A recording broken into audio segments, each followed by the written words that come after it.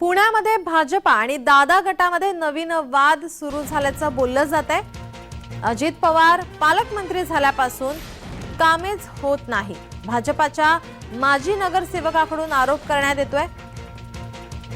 शहराध्यक्षांच्या आढावा बैठकीमध्ये माजी नगरसेवकांकडून नाराजी व्यक्त केली गेली आहे।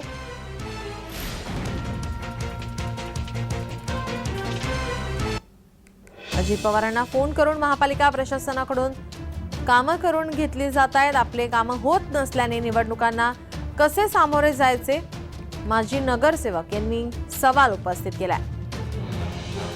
चंद्रकांत पाटील यांचं पालकमंत्री पद गेल्यानंतर भाजपा पदाधिकाऱ्यांच्या आढावा बैठका जवळपास बंदच आहेत। महापालिका प्रशासन भाजपाच्या मोजक्या पदाधिकाऱ्यांचे काम